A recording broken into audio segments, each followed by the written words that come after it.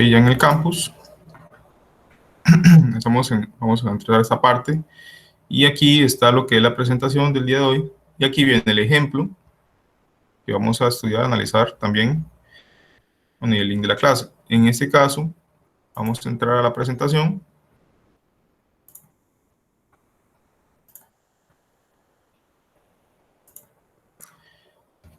Lo que son máquinas de estado finitas y otras estructuras. Entonces, ¿qué es una máquina de estados? Ahorita por el código no se preocupe si no lo ven, ahorita vamos a verlo en detalle. Aquí nada más muestro de forma general todo el código que forma esta máquina de estados que está aquí en este diagrama. ¿Ok?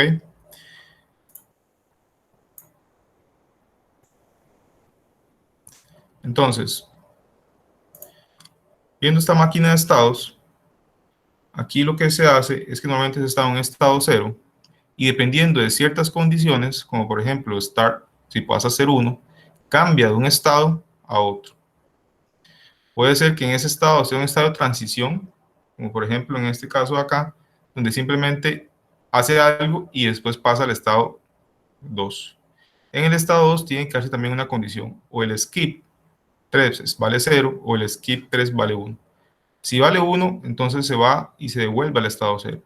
Si vale 0, va al estado 3. Y también hay ciertas condiciones en estado donde yo puedo mantenerme en él enciclado si una condición se está cumpliendo. En este caso, vean que está el weight 3, que está en 1. Entonces, mientras esté en 1, él se va a enciclar y va a quedarse en el estado 3. En el momento en que weight 3 pase a ser 0, cambia de estado y regresa al estado 0. ¿Por qué se le llama una máquina de estados finitos? Porque son finitos los estados. Hay un inicio y hay un final. El sistema puede estar trabajando siempre, en algún punto está, en algún estado va a estar, pero siempre hay una definición de cuántos estados tiene. Entonces, esto es una máquina de estados finitos. ¿Está claro el concepto, jóvenes?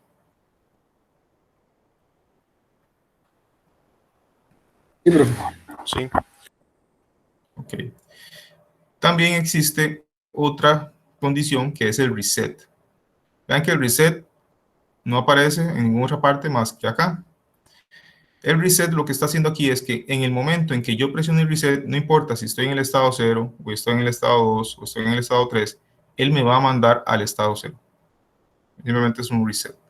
Entonces, por eso aparece como esta forma acá. Ok, este diagrama es importante que lo entiendan porque en el examen yo siempre pido este diagrama. ¿Por qué? Porque yo quiero ver si hay coherencia entre lo que ustedes plantearon en el diagrama y lo que están colocando en el código. La estructura del código es como esta que está acá. Ahorita vamos a ver cada una en detalle, pero aquí se ve de forma macro la estructura típica. No tiene que ser exactamente igual, pero sí manteniendo cierta estructura o cierta forma como la que se muestra aquí. Entonces, de estos jóvenes está claro todos estos puntos de cómo va, de qué va, qué va. En este caso, cuando hace un cambio de estado, aquí aparece la condición. Cuando se encicla, también aquí aparece la condición, el reset. Todo eso está claro para que ya en el examen puedan hacerlo sin ningún problema.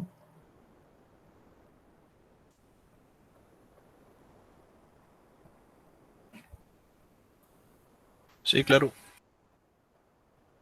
Perfecto. Ok, entonces vamos a pasar a analizar este código.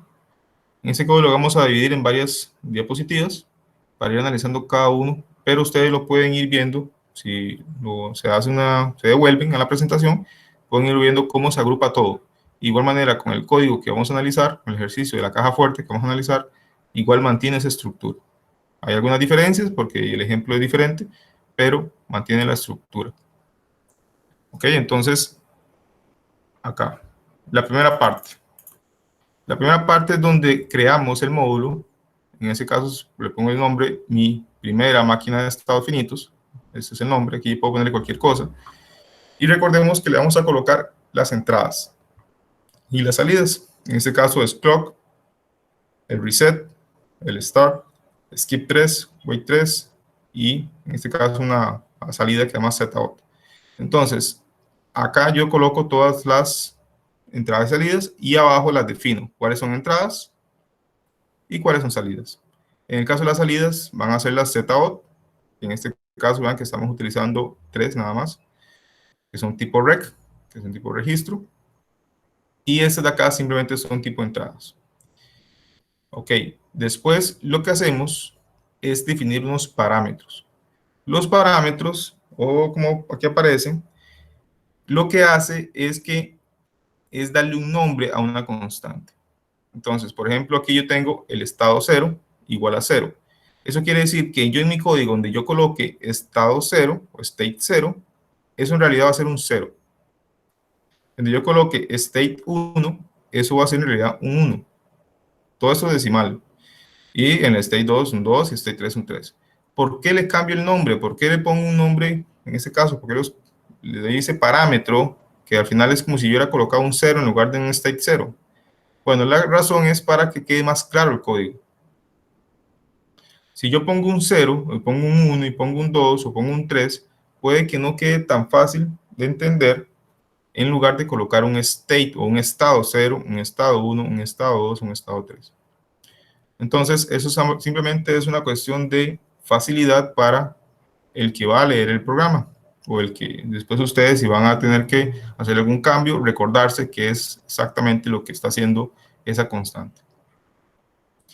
Y después creo otras variables internas, como lo son estado y próximo estado. Este NXT, ST es next state o próximo estado.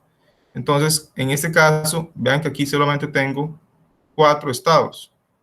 Entonces, con 2 bits me es suficiente para 4 estados. Si yo requiero más estados, entonces este registro va a ser un poco más grande. Va a ser de 2 bits, 4 bits, 5 bits, dependiendo de cuántos estados tenga. Normalmente no son muchos estados.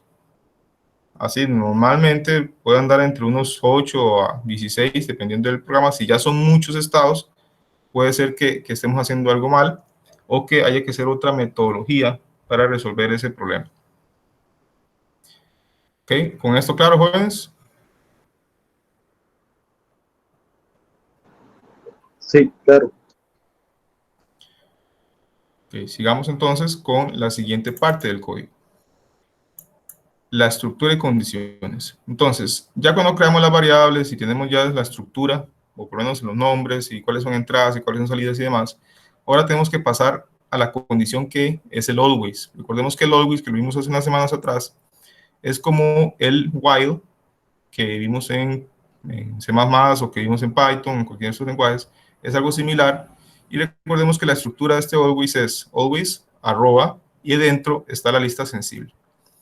¿Qué voy a poner en esa lista sensible? Lo que cambie dentro de esta lista, él va a entrar dentro de este always y va a ejecutar lo que está aquí adentro. Entonces, vean que estamos colocando al estado y a las entradas, en este caso start, skip y el wait. Entonces, cualquiera de estas que cambie, vean que no está por flanco, está simplemente de cambio de estado, que pase de 0 a 1, 1 a 0. Él va a ejecutar lo que está aquí adentro. ¿Qué es lo que va a hacer? Bueno, aquí está el begin. Recordemos que siempre hay que colocar este begin y el end para marcar lo que está dentro del always. Y aquí lo colocamos es un caso, un case. Que en Python no existe un case como tal, pero sí lo existe en C++ y en otros lenguajes. Entonces, el case, ¿qué variable va a tener? La variable estado. Y vean que aquí están los parámetros que vimos antes. Aquí yo pude colocar un 0, un 1, un 2, un 3, sí, sí puedo haberlo colocado. Pero para que quede más claro el código, mejor utilizamos estos como estado 0, estado 1, estado 2, estado 3. Dependiendo del valor de estado, que es estado lo que va aquí la variable, va a estar en el estado 0, va a estar en el estado 1, estado 2 o estado 3. Entonces, esta variable estado es la que me define en dónde estoy en mi máquina de estados. Cuando ya tengo claro en dónde estoy, él va a venir acá, va a preguntar en cuál estado estoy. Estoy en el estado 0, ok, ejecuto lo que está aquí. Estoy en el estado 1, ok, ejecuto lo que está aquí. Y así voy. Si estoy en el estado 3, ejecuto lo que está acá. Y si no estoy en ninguno de estos casos, se va al default. El default, aunque aquí no es el caso, porque aquí hay solamente 4 estados, entonces siempre va a estar en uno de ellos, porque recordemos que son 2 bits. Pero si el estado fueran 3 bits, entonces habrían posibilidad de más estados. Entonces, para que den las otras opciones del 4, 5, 6, 7, entonces yo ocuparía el default.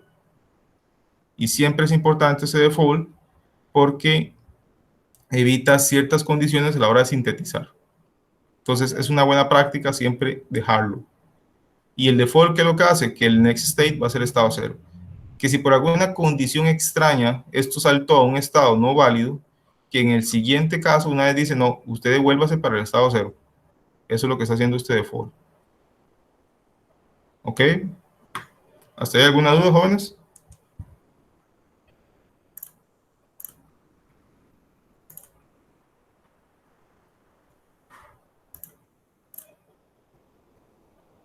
Él no se puede brincar del estado 0 al estado 2, ¿verdad, profe?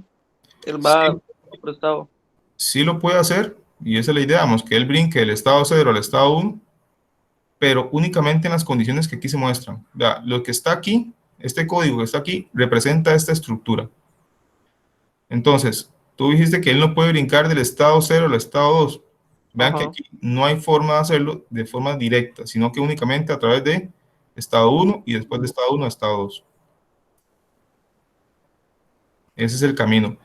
Siempre, por eso es importante este diagrama, para que este diagrama calce con lo que ustedes están haciendo aquí.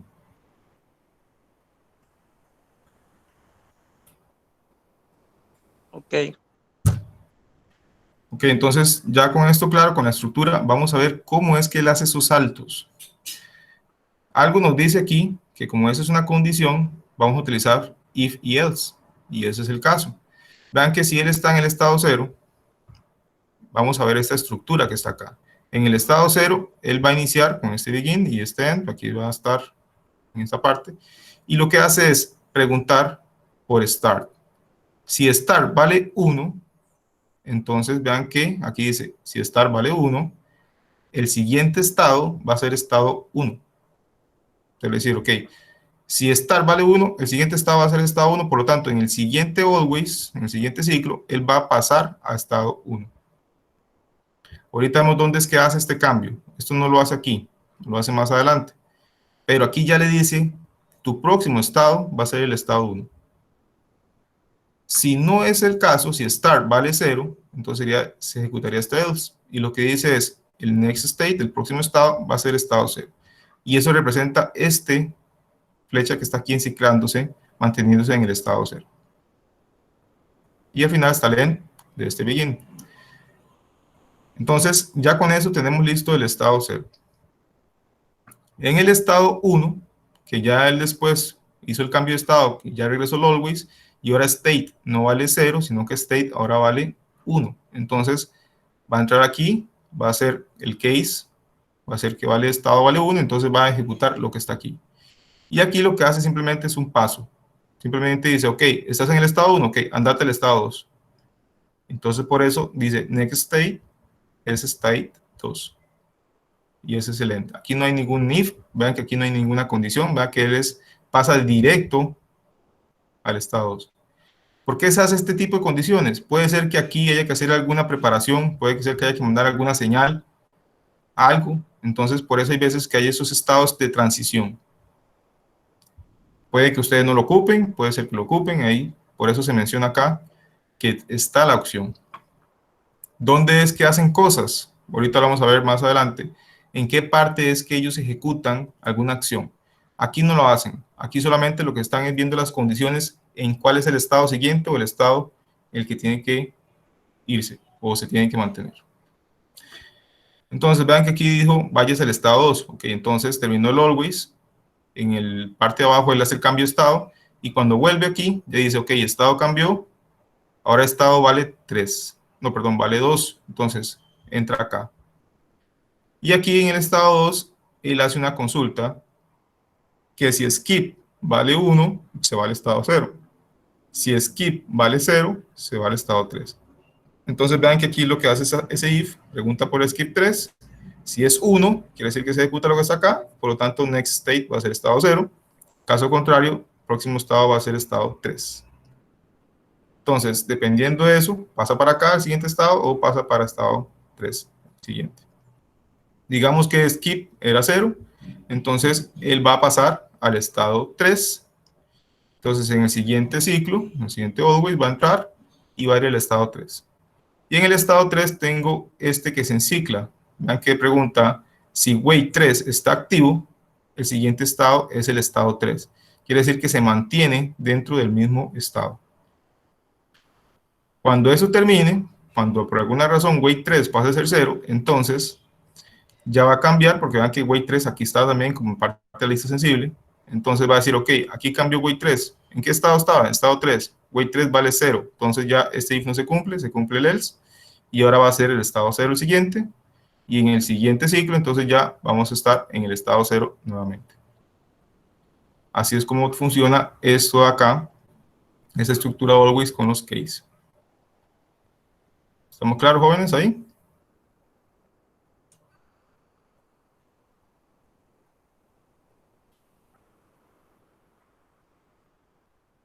Sí. Ok. Entonces, ¿dónde es que hace el cambio de estado? Porque antes vimos aquí que él decía, ok, la siguiente estado va a ser tal, el siguiente estado va a ser tal. Pero dentro de la estructura del código, yo tengo que hacer el cambio de estado. El cambio de estado lo hago aquí. Aquí hay otro always. Vean que en este caso el always únicamente recibe el pulso positivo del clock o el pulso positivo del reset. Entonces, aquí dice el begin, ese simplemente es un nombre.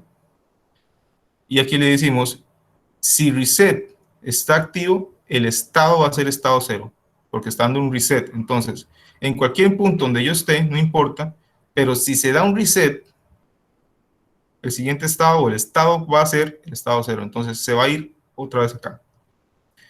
En caso contrario, que si no se presiona el reset, entonces el siguiente estado o el estado va a ser siguiente estado.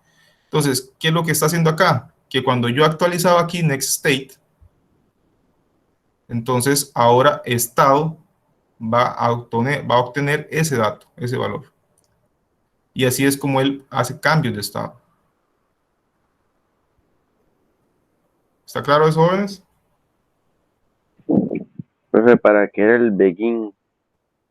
El begin es como en el caso de Python, es como el indexado que hacíamos. Es como para indicar qué está dentro del always. Entonces el begin y el end siempre van a estar ahí. En el caso de C++, por ejemplo, utilizamos los corchetes. Corchete abierto y corchete cerrado. En el caso de Verilog, utilizamos el begin y el end.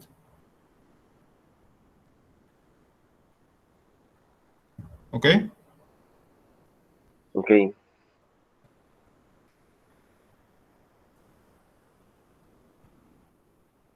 Ok, entonces, ya por acá, veamos por dónde vamos en la lista principal. Vean que ya vimos esto. Voy a hacer un poquito más grande. Ya vimos esto. Ya vimos donde se hace el cambio de estado. Y lo que nos queda es ver qué es lo que hace en cada estado. Entonces aquí tenemos otro always, que es el que vamos a analizar acá, que es donde hace los cambios o es donde activa las salidas. Porque recordemos que hablamos de una salida que se llama ZOUT, pero hasta el momento no lo hemos usado. Y eso es porque aquí hay otro always que únicamente se ejecuta cuando hay cambios de estado y lo que va a hacer es un case igual con el valor de estado. Vean que aquí volvemos a utilizar los parámetros, recordemos que son simplemente constantes, y le decimos, si está en el estado 0, la salida va a ser puros ceros.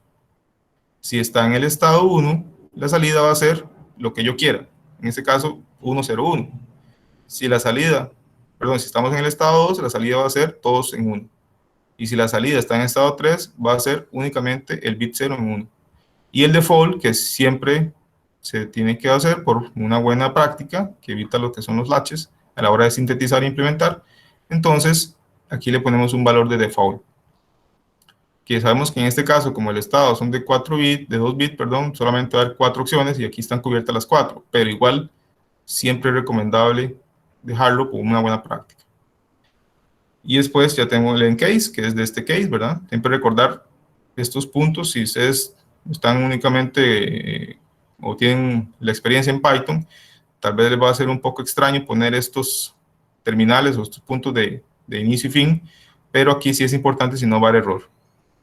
Y siempre ténganlo como indentado, ténganlo con el tab, vean que aquí está al mismo nivel, como para dar claridad de quién es este end case.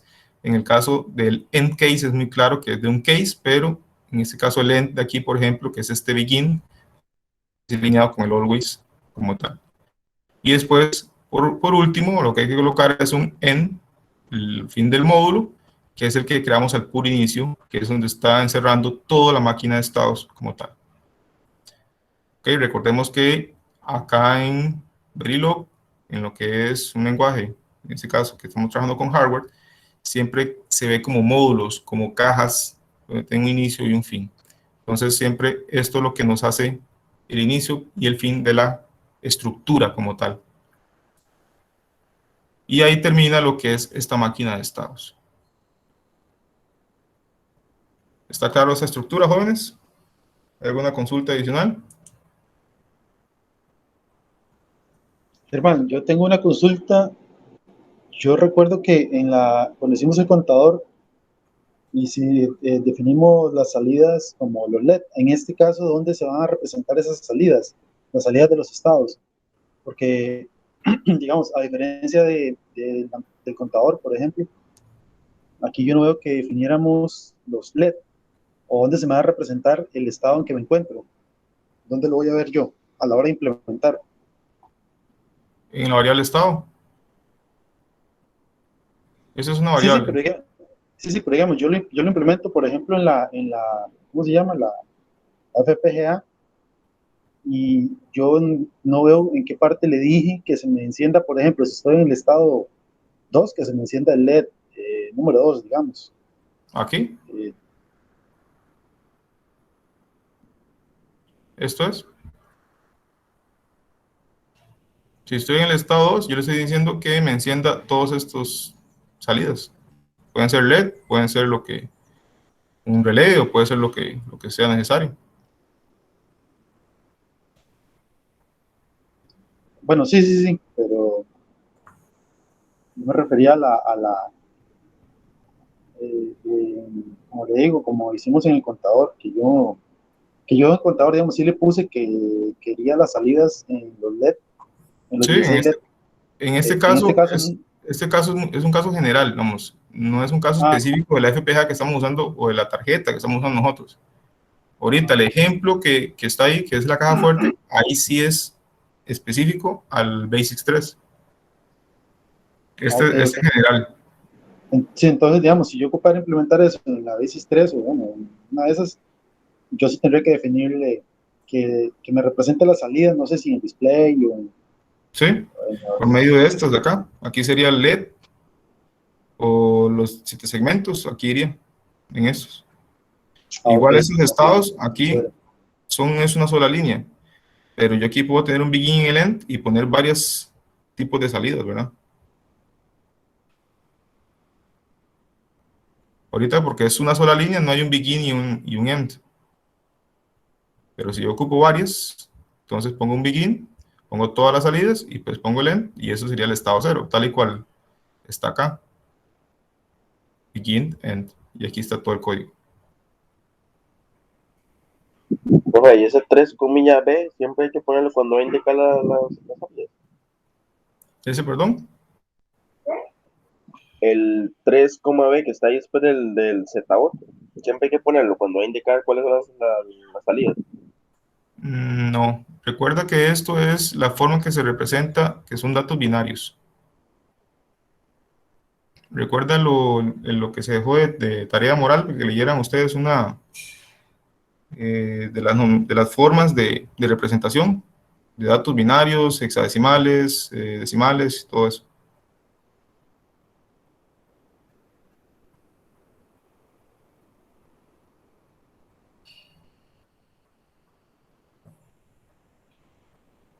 ¿Ok?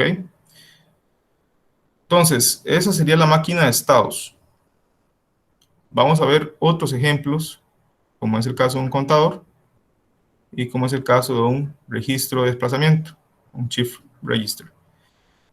Entonces, este contador ya nosotros lo hemos utilizado, pero es importante volverlo a detallar. Ustedes ya tal vez lo usaron en digitales, lo vieron como se muestra aquí en esta estructura. Eso es un contador típico. Y aquí, en cómo lo vamos a hacer en Verilog. Entonces, vean que igual hay un registro, que son las salidas de los flip-flops. Aquí están los rec, son 4, que se va a llamar count. Entonces, vean que aquí está count 0, count 1, count 2 y count 3. Después tenemos un tipo var, que es el TC, que es este que está acá. Vean que no tiene un registro, no tiene almacenamiento, por lo tanto es tipo var. Y después tenemos el always, que en este caso, al ser flip-flops, que son por un flanco, lo hacemos con el post edge del clock. Aquí está la señal de clock, todas son comunes, y es solamente con el flanco positivo. También tenemos la opción del reset, que si se da un reset, entonces va a dar la cuenta en cero. Recordemos que cada vez que hacemos un post edge o un next edge, dentro de un always, la asignación tiene que ir con este símbolo, no con el igual, sino que tiene que ir con este símbolo. Entonces, aquí hicimos el begin y el end. Entonces pregunta si el reset está activo, ponga el count en 0. Entonces reinicia todo y lo pone en 0 todo. Caso contrario, haga que count sea igual a count más 1. Entonces, de esa manera aumento la cuenta en 1 del contador. Y al final, para hacer una asignación de un terminal count o una cuenta terminal, entonces vean que aquí hago esta lógica, que se muestra acá. Entonces, lo que dice es, asigne a terminal count, a este de acá, a este el cable que está aquí, asígnele una AND, este es el símbolo del AND, por eso tengo aquí todas estas AND, de la cuenta. ¿Y quiénes son las cuentas? Todos estos flip-flop. Recordemos que este es count 0, count 1, count 2, count 3. Entonces, de esa manera hago una AND, que es este símbolo que se ve aquí, de todas las salidas de los flip-flops, y únicamente se va a poner en 1 esto cuando todas sean 1, porque es una AND. Entonces, así es como trabaja el contador. Ahorita vamos a ver un ejemplo que vamos a usar en el caso de la caja fuerte que está en el campus, cómo es que se hace esa asignación para un caso específico. ¿Ok? Un momento, jóvenes.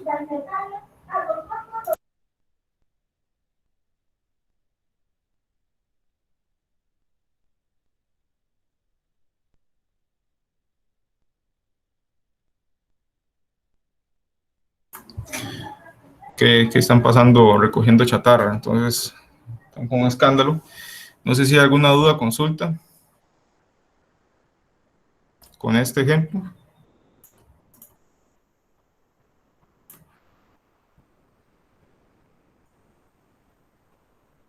Profe, si yo pongo 0 a 3, está malo. Tengo que poner siempre primero el 3. Correcto, tiene que tener esta forma. Primero el más significativo y el menos significativo. Por ejemplo, yo puedo crear un registro de 15 y puedo decirle, yo quiero de esos 15 bits, quiero del bit 9 al bit 7. Entonces pongo 9 aquí y pongo 7 aquí. Entonces únicamente voy a tomar esos. Si quiero todos, entonces voy del 15 al 0. ¿No sería del 14 al 0? Perdón, sí, del 14 al 0. Ok, ya entendí. Igual, si lo que uno requiera, entonces aquí siempre pone el bit más significativo y el bit menos significativo.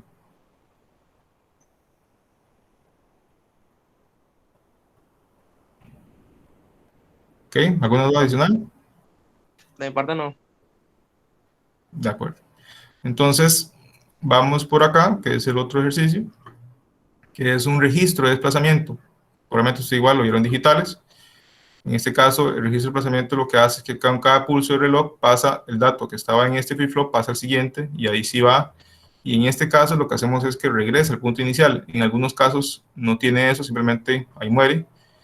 Y en este caso sí tiene un retorno. Entonces, aquí vienen dos opciones.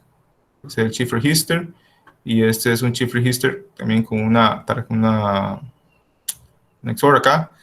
Y en este caso vemos los dos casos. Aquí tenemos el shift register común y corriente.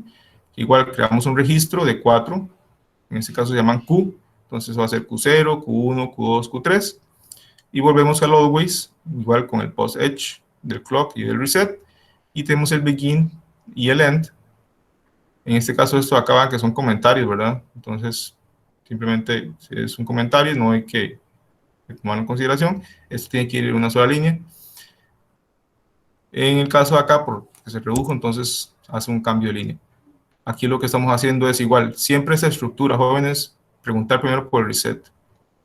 If reset, entonces si está reseleccionado, Q todo en 0. Si no, haga que el Q se le asigne el Q, pero desplazado.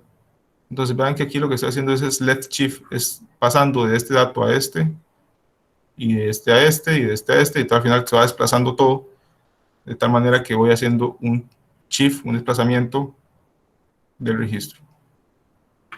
Entonces, ¿cómo hago el shift? ¿Cómo hago el desplazamiento? Ahí ustedes en el manual pueden buscarlo y pueden recordarse de que un desplazamiento lo hago con un doble, con esas dobles menor que representa como una especie de flecha o desplazamiento, y así, de esa manera, voy desplazando.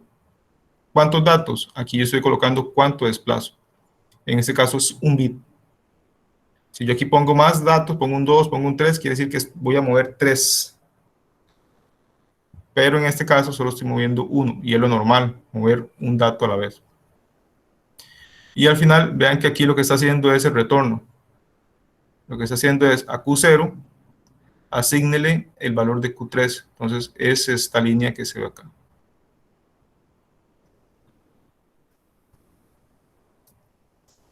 ¿Ok?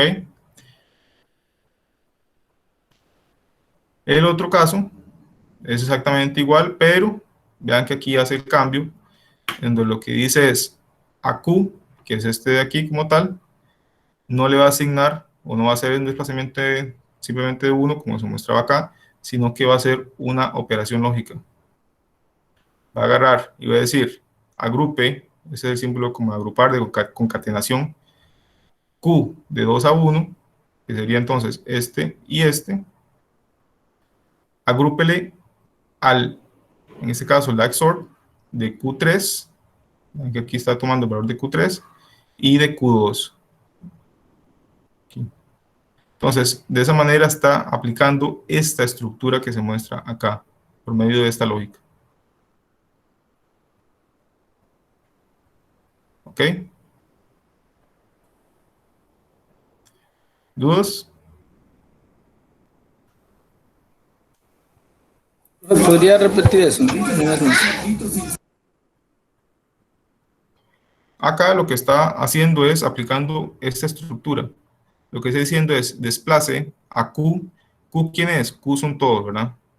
De Q3, Q2, Q1 y Q0. Cuando yo no especifico, como en este caso aquí, que pongo entre corchetes, entre paréntesis cuadrados, yo digo Q es lo mismo que decir Q de 3 a 0.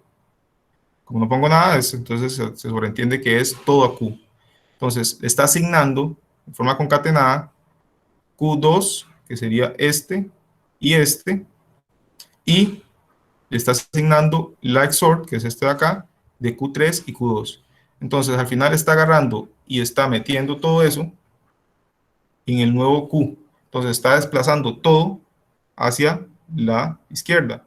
Está agarrando este Q2, lo pasa para acá, este Q1 lo pasa para acá, este Q0 lo pasa para acá, y el resultado de esta operación la mete en Q0. Eso es lo que está haciendo ahí. Gracias. Germán, si, ¿por qué necesito ese begin después del else? En el ejemplo 14.3, bueno, el 14.4 también está, porque digamos, yo arriba le dije begin, ese begin yo lo interpreto como iníciame un proceso. Sí, entonces, correcto. ahí está el if, luego viene el else, pero el else es parte del proceso begin que yo inicié antes. ¿Por qué necesito poner otro begin ahí? No, digamos, cuando yo voy a hacer todo en una sola línea, no ocupo poner begin y el end. Cuando yo voy a trabajar en varias líneas, sí tengo que utilizar el begin y el end. Entonces, en este caso, quisieron ponerlo, pero yo pude haber colocado toda esta operación aquí al mismo nivel del else y no utilizar el beginning end. Si yo voy a colocar más líneas, entonces sí, a la fuerza ocupo el beginning end para indicarle dónde inicia y dónde finaliza ese else. ¿Me explico? Sí, sí, correcto. Ok, perfecto. Ok, entonces eso sería la presentación. Vamos a ir a el ejemplo de la caja fuerte. En este caso ya lo tengo abierto acá. Y ustedes lo van a poder descargar y abrir. Recordar, en este caso, las fuentes. En este caso yo tengo la fuente principal, que es esta que vamos a analizar. Tengo el constraints de la Basics 3. Y tengo también, dentro del código principal, hago unas llamadas. Estoy reutilizando unos códigos. En este caso estoy reutilizando el debounce. Y también estoy utilizando el divisor de frecuencia, que ya lo vimos, se vio en la semana pasada. ¿Cómo es que aparecen aquí? Bueno, aquí aparecen en este nivel como una estructura por debajo de control, porque aquí los estoy llamando. ¿Dónde los estoy llamando? Bueno, aquí está el debounce. Entonces, cuando yo coloco aquí debounce 1, le doy el nombre, entonces ya él va a buscar ese código y lo va a asociar y lo va a colocar acá. Entonces, yo le cambio aquí y pongo U3, entonces ahora este 1 va a cambiar a U3. Y el divisor de frecuencia lo estoy colocando abajo. Aquí lo estoy utilizando. Entonces, por eso aquí aparece como divisor de frecuencia y el nombre que le estoy dando dentro de mi programa, U3. Recordemos que en esto yo reutilizo mucho código. Esa es la idea. No es que todo esté el código aquí y yo no reutilice nada. Siempre es importante optimizar y en eso se basa la reutilización de código. Código que ya está probado y que se sabe que funciona. Entonces, estos debounce, si nos vamos a la carpeta que yo les pasé, digamos, en este caso la caja fuerte, aquí en fuentes, en los source, en esta carpeta de source, aquí van a encontrar el constraints y las fuentes. Las que son importadas, en este caso como el divisor de frecuencia que yo le importé, yo lo estoy llamando, porque tal vez estaba en otro proyecto, entonces yo lo estoy llamando para reutilizarlo. Y igual aquí yo voy a encontrar las nuevas que pude ir importado desde cualquier otra parte, y aquí está control, este DD que no lo estoy usando, y este debounce, que es el que estoy usando ahí. Entonces, de esa forma es que yo empiezo a generar mi proyecto. Si yo no uso alguno de estos, lo borro, lo va a desaparecer de acá. Queda en el proyecto, pero ya no se va a implementar ni a sintetizar. Entonces, es importante saber esos conceptos. Ok, entonces, ahora sí, vamos a analizar el código.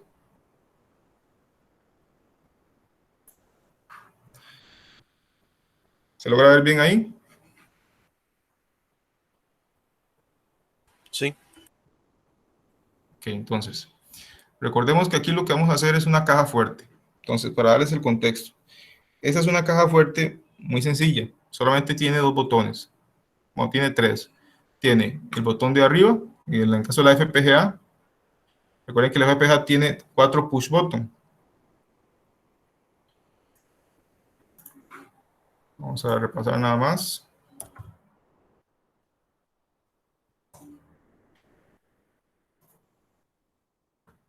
Recordemos que la FPGA tiene esto de acá. Tiene esos push button. Entonces, up sería este, down sería este, y este de centro es el que vamos a usar de reset.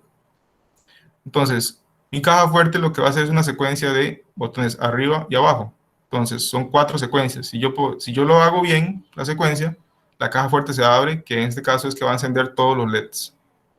Los que tienen la tarjeta, los que tienen la Basics 3 en sus casas, van a poder implementarlo y van a poder probarlo, que es la idea, que lo prueben, para que vean el funcionamiento ya en real. Entonces, eso es lo que vamos a hacer. Vamos a aplicar una secuencia de arriba abajo, o de arriba arriba, abajo arriba. En este caso es la que vamos a utilizar como la secuencia. Y eso va a permitir que abra la caja fuerte, en este caso que se van a encender todos los LEDs. y eso nos va a dar como la referencia de que la caja se abrió. Okay, entonces, ese es el ejercicio. Ahora bien, aquí está la implementación. Igual, recordemos, todo está dentro del módulo. El módulo se llama control, así fue como le puse. Ustedes le pueden poner ahí el nombre que ustedes quieran. Y va a recibir la variable clock, la BTU, BTNC, BTND, que este es up, centro, y down, que es la de abajo. Y por supuesto las salidas de tipo LED. Estos nombres, ¿de dónde salen? Recordemos que estos nombres salen del constraint. El constraint es que les puso estos nombres, así lo bautizó, y yo simplemente los estoy utilizando. Porque este BTNU, si yo no lo pongo aquí y no utilizo el constraint, tengo que llamarlo como el pin del FPGA. Y entonces sería como V17 y cosas así que no tienen mucho sentido, por lo tanto el uso del constraint nos facilita mucho el tema de nombrar las entradas y las salidas un poco más legible para el humano. Entonces, aquí ya declaramos cuáles son entradas, cuáles son salidas. En este caso, entradas son clock, BTNU, BTNC y BTND, que son los botones. Y las salidas van a ser los LED. Recordemos que los LED son 16, entonces van de 15 a 0. Creamos un rec, que es donde yo voy a almacenar los valores de los LED. Y en esa forma ya tenemos todos como registros. Recordemos que vamos a usar los parámetros para los estados, estado 0, estado 1, estado 2, 3 y 4. Y en este caso, como yo tengo 5 estados, entonces ya voy a tener que usar para el estado y next state, voy a tener que utilizar 3 bits. Igual, en este caso, utilizo otro registro que se llama count, que es para una cuenta, para un contador, una estructura como la que vimos antes. Y vamos a utilizar un registro para unos datos que se llaman up-p y down-p, que ahorita vamos a ver para qué es esto, pero este p quiere decir pasado. Ahorita vamos a ver cómo es que se utiliza esto para que les quede más claro. Y después vamos a asignar, esa es una asignación nada más de un tipo wire que se llama reset. Vamos a asignárselo al botón del centro. Obviamente es una asignación. Entonces decimos, ok, cuando yo apriete botón C, eso va a ser el reset. Ok. Entonces, creamos una simple wire que es up, down y clock de 3 Hz y terminal count, que ese se utiliza en el contador.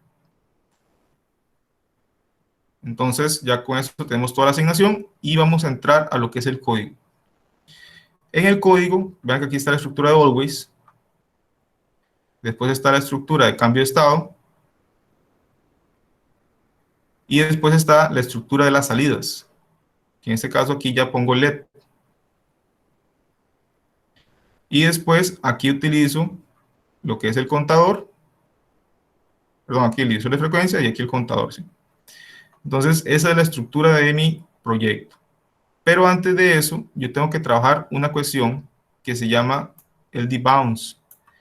¿Qué es eso? Bueno, esto es algo que se da a nivel físico. Y aquí lo puedo explicar mejor.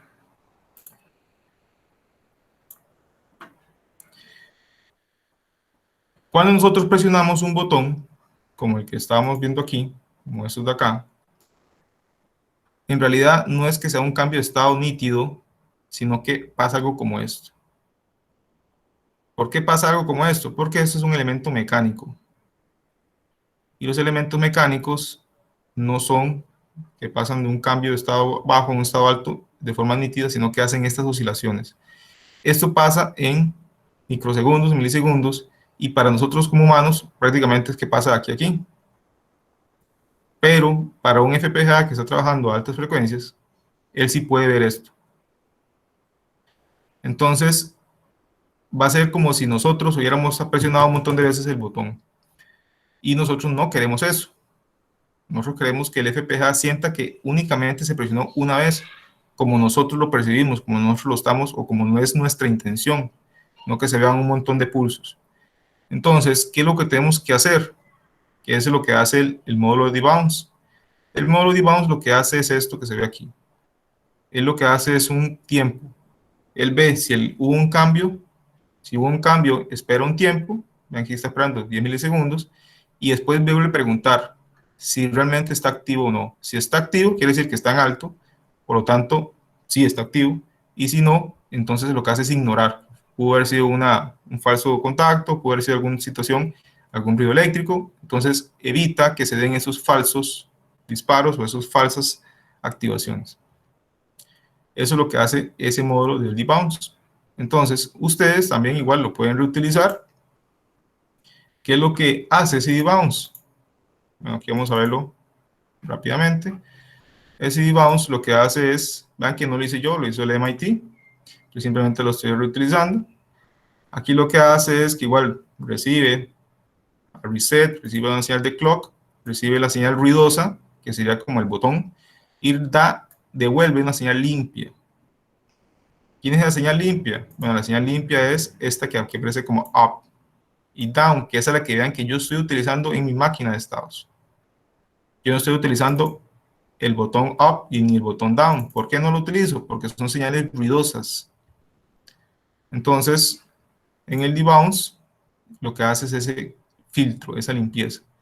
Entonces, aquí genera dos parámetros que llama NDelay, que esto yo lo puedo ajustar dependiendo de lo que yo quiera para generar estos tiempos que se ven aquí, esos milisegundos. Si yo quiero más, quiero menos, lo hago por medio de estos parámetros. Y aquí crea un contador, de acuerdo a lo que ustedes definieron acá. Y aquí crea un registro de la variable xnew y la variable clean, que es la variable que va a salir, que es la tipo output. Entonces aquí entra un always, que lo que hace es, si hay un reset, entonces lo que hace es limpiar todo. Y si no, pregunta si la señal ruidosa hubo un cambio, es diferente al valor anterior. Si es así, entonces hace que se active, que cambie la señal noisy al valor que está acá, que resetea la cuenta, y después empieza a preguntar por el contador. Cuando el contador alcanza el tiempo, entonces ahora sí, la señal limpia la coloca como la señal xnew. Y aquí está el count, que es simplemente el que lleva la cuenta. Vean que va a contar hasta este valor de 650,000. Entonces, esto representa, aunque son señales de muy alta frecuencia, entonces esto representa milisegundos. Para el FPGA puede ser una eternidad, pero para nosotros los humanos es milisegundos. Entonces, al final, esto lo que hace es devolvernos esta señal limpia, que es la que nosotros vamos a utilizar en nuestro código. Esto. Entonces, vean que el debounce recibe la señal de reset, está asignada al botón de centro, la señal del clock, que es el clock del FPGA, la señal sucia, que en este caso es el botón, y nos devuelve la señal limpia, que en este caso es el up. En este caso es tipo wire, igual a down. ¿Por qué es tipo wire? Porque simplemente la estamos utilizando, la estamos sacando del módulo debounce. ¿Ok? Entonces, ¿está claro eso, jóvenes?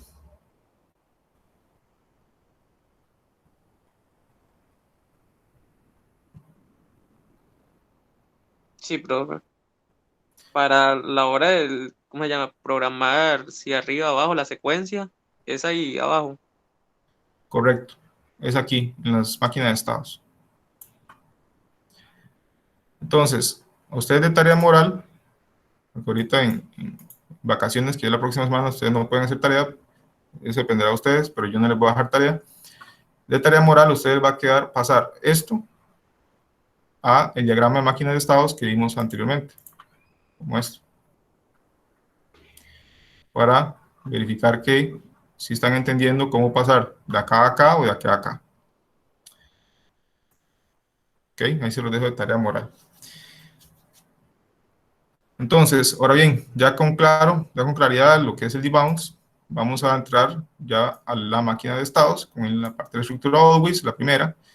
Que lo que vamos a entrar igual aquí es si always, cada vez que hay un cambio en estado, o en up, o en down, o en terminal count, entra dentro de esto always. Y aquí tengo el begin, y aquí está el end. Entonces, igual, eso es un nombre nada más que yo le pongo. Si quiero lo pongo, si quiero no lo pongo. Y aquí pongo el case, y dentro del case va a estar la variable estado. Igual, vean, aquí están las constantes. Las constantes. Y lo que está haciendo acá, para ir analizando el código como tal, es que si está en el estado 0, que es como va a iniciar, va a hacer el begin y el end.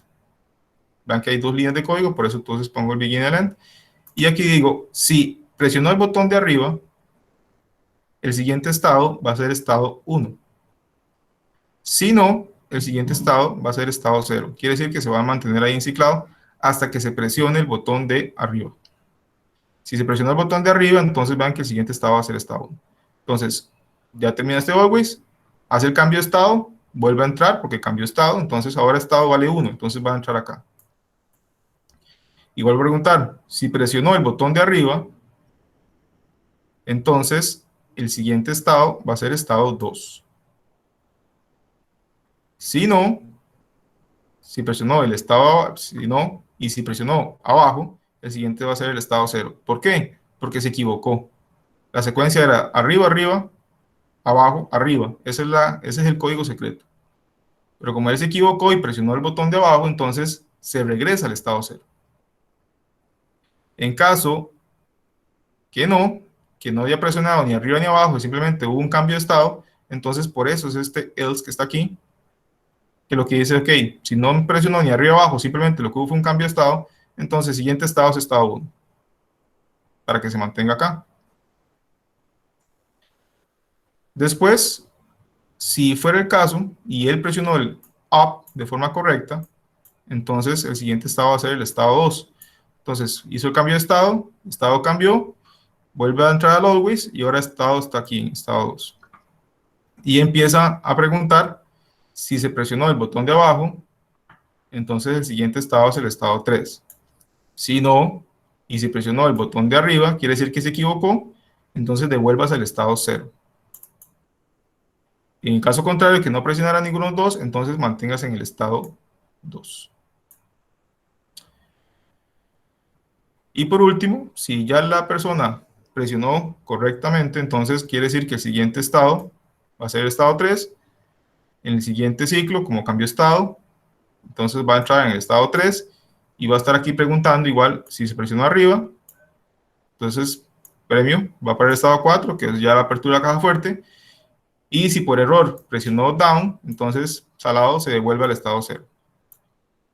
En caso que no haya presionado ninguno y simplemente hubo un cambio de estado, entonces ejecuta este else y se mantiene en el estado 3, esperando que el usuario presione up o presione down.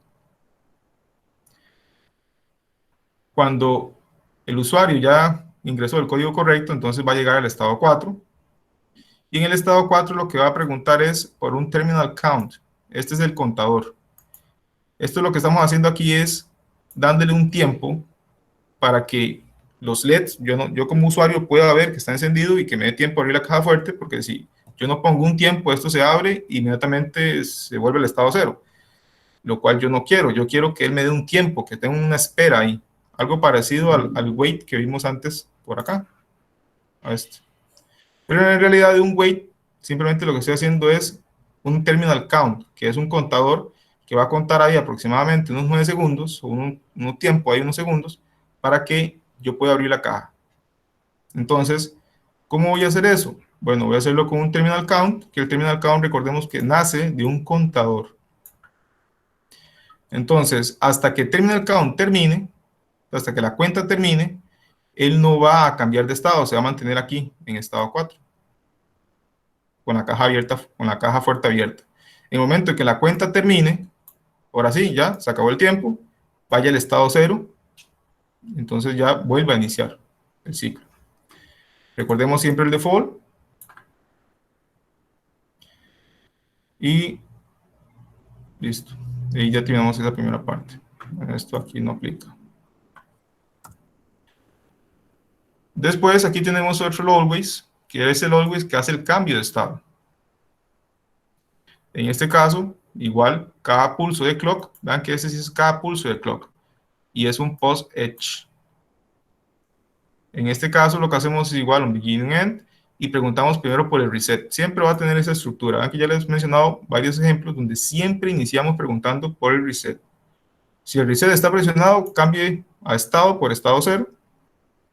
Si no, haga lo siguiente. Esto que está acá es donde se utiliza la estructura que antes les dije a ustedes del P, del valor pasado. ¿Por qué es importante hacer esto en este caso particular?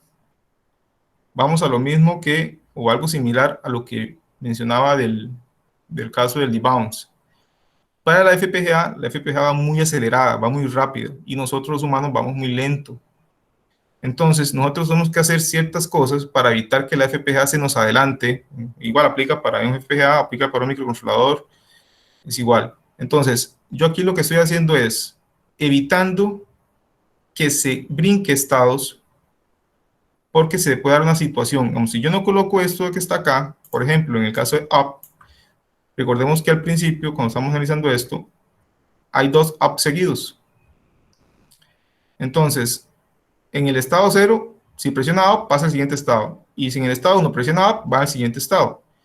Si yo no hago esto, él se va a pasar del estado 1, bueno, estado 0, pasa al estado 1, e inmediatamente va a ver que está en alto del estado up y se va a pasar al estado 2.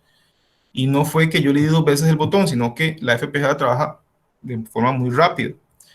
Entonces, yo lo que estoy haciendo aquí es evitando de que él se brinque el estado 1. No sé si me explico en esta parte de acá.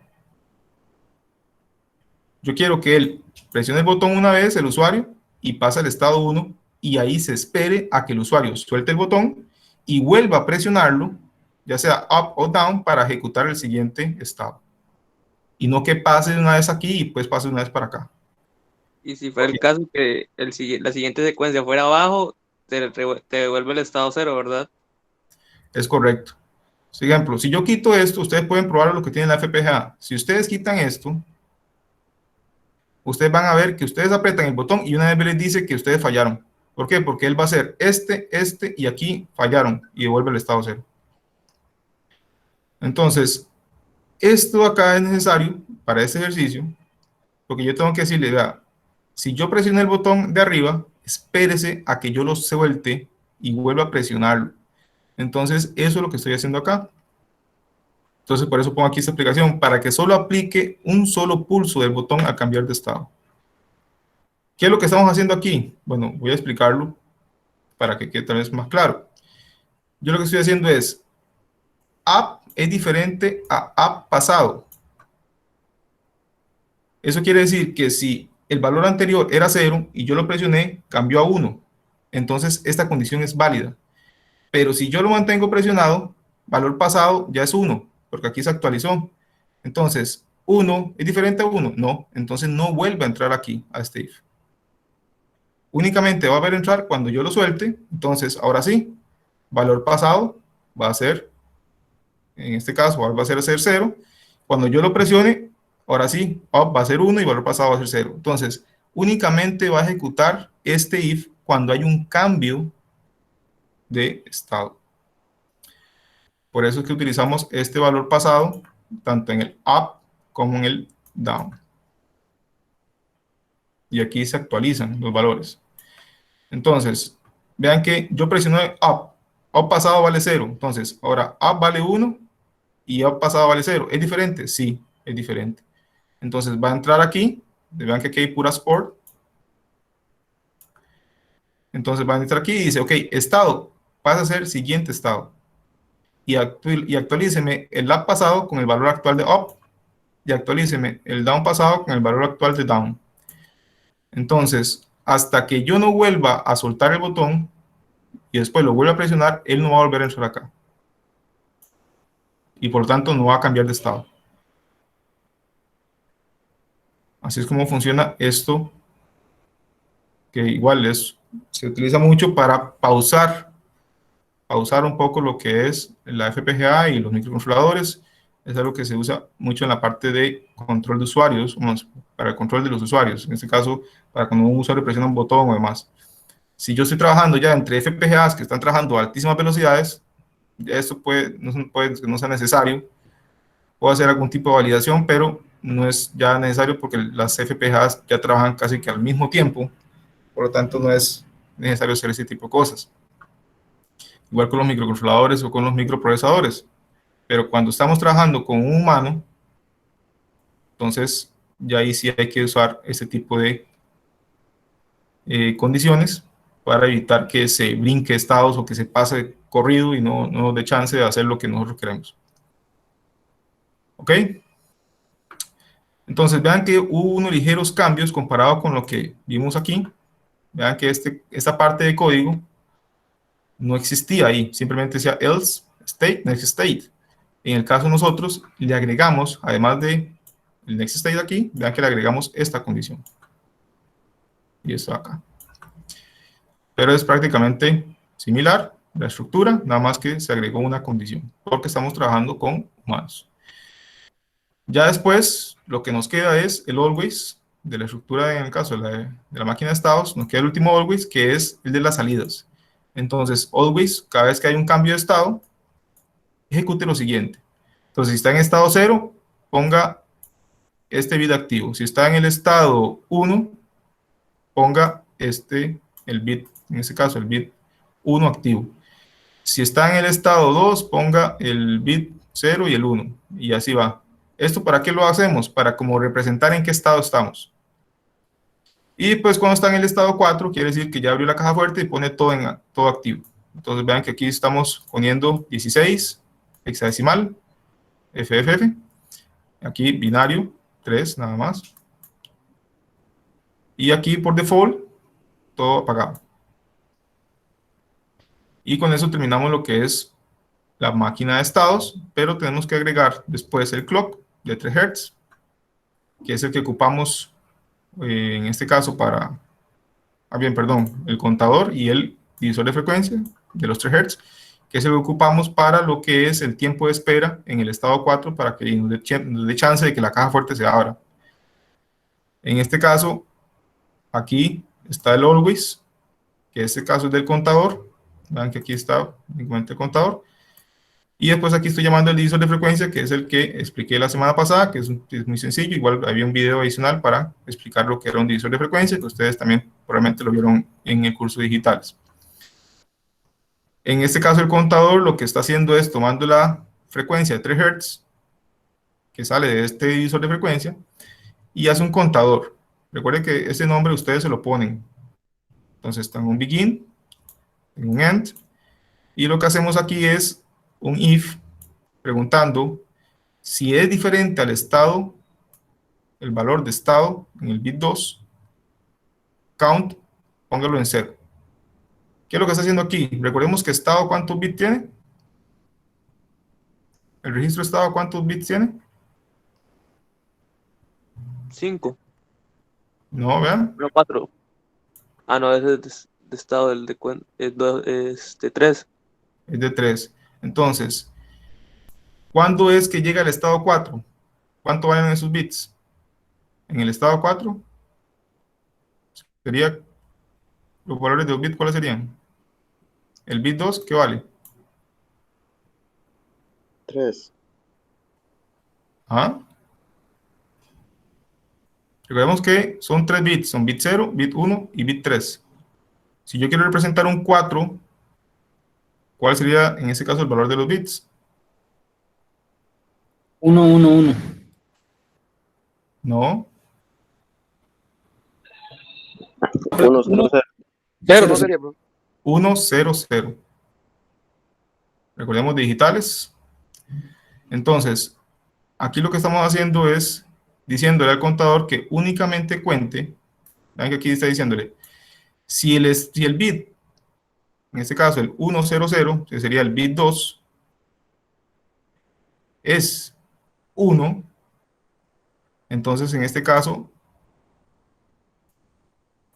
o es diferente de 1, pongo la cuenta en 0. Cuando el estado esté en el estado 4, entonces ahora sí, inicie la cuenta. ¿Por qué lo estamos haciendo así? Porque yo únicamente requiero que él cuente cuando está en el estado 4. Porque es en donde yo ocupo el tiempo para el tiempo de espera. En los otros estados, yo no ocupo el contador. Entonces, para que no esté contando, yo lo que hago es esto. Si no está en el estado 4, el contador asignele 0. en el momento en que ya esté en el estado 4, ahora sí, empiece a contar a esta frecuencia. Entonces ahí va a durar unos segundos y cuando él va contando va a llegar 0, 1, 2, 3, 4, 5, 6, hasta que se dé el terminal count. Recordemos que el terminal count es un valor que yo asigno, en el caso del contador que vimos acá, era cuando llegaba a 15, cuando todos eran 1. Yo tenía una, se me hizo,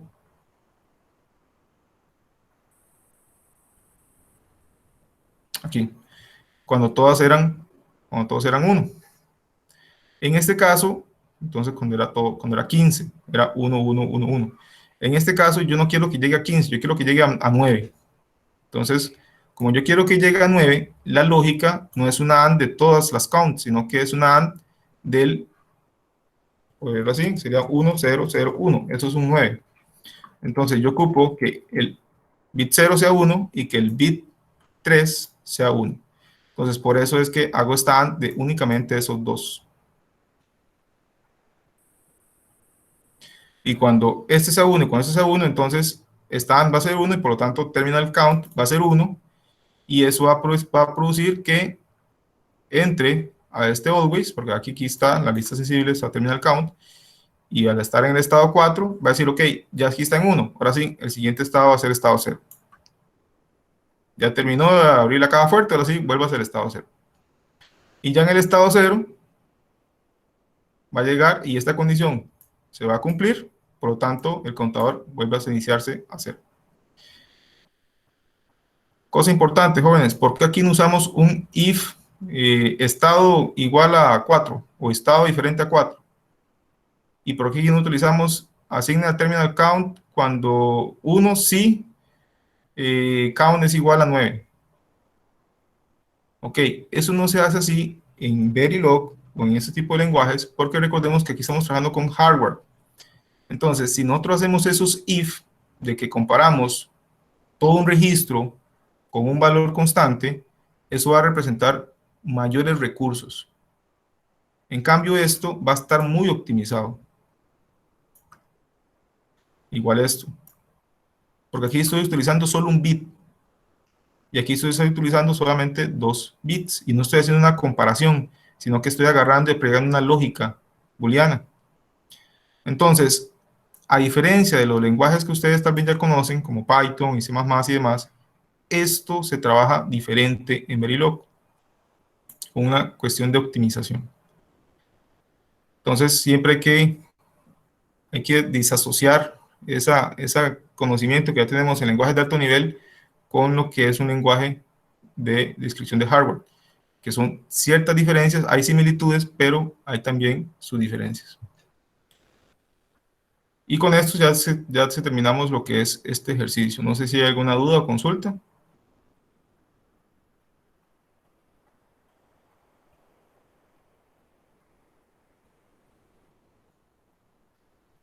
De mi parte no, profe. Ok, ¿quedó claro, jóvenes? ¿Se entendió?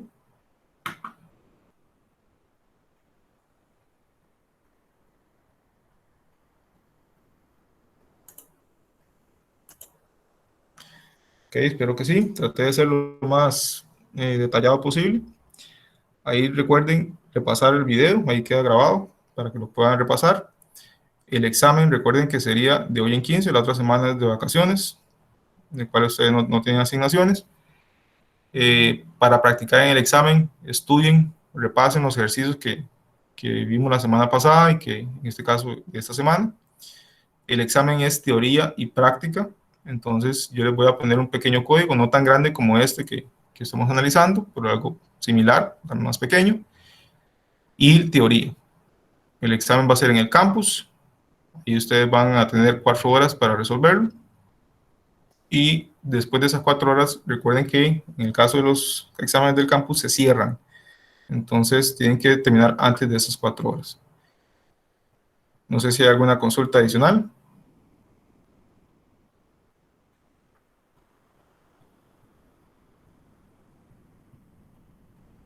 De mi parte no, profe. Ok, entonces recuerden que hay que estar atento si tienen alguna consulta adicional por WhatsApp, y que tengan unas buenas vacaciones, que descansen y también se preparen, si fuera el caso, para lo que se viene en la segunda parte del curso. Ok, jóvenes, que pasen buena tarde, estamos en contacto.